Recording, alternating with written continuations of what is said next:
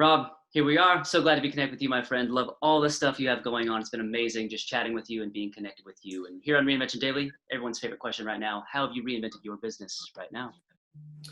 Well, first of all, I'd like to say thank you, and I appreciate your show. A lot of people don't know that you're an amazing writer, and I wanted to put that out there. Three things that I'm having to change is I'm used to going out and meeting with people. So I get to watch their body language. I listen to what they say, and then if they're writing things back and forth, it helps me do my job. With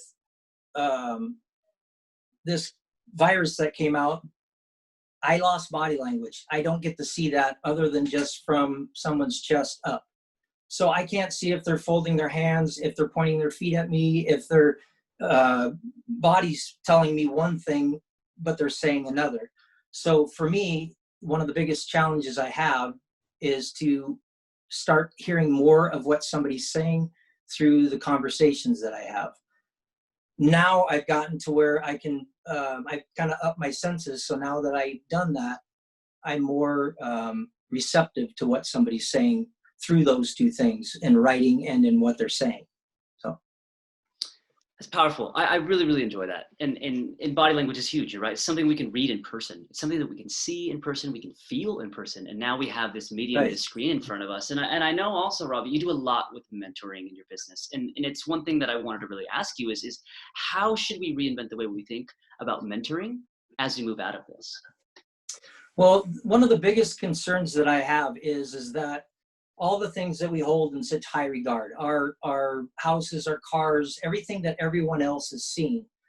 When we were put into this pandemic's lockdown, most of what we used to project ourselves went away. So everybody got onto the ground floor of their life. They started really seeing the things that mattered.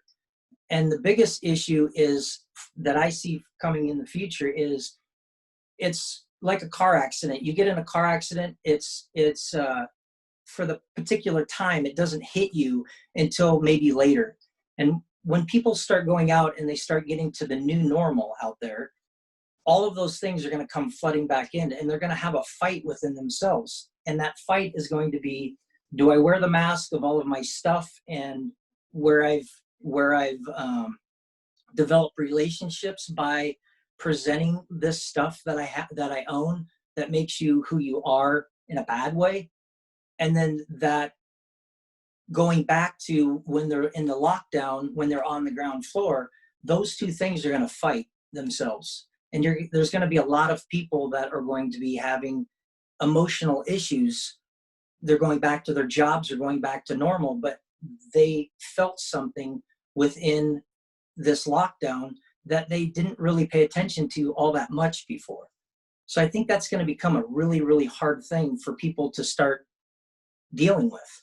And being a mentor, that's in life and business, because businesses are ran totally different now. If they open up, there's still going to be those emotions coming from employees. So a lot of companies are going to be dealing with that also.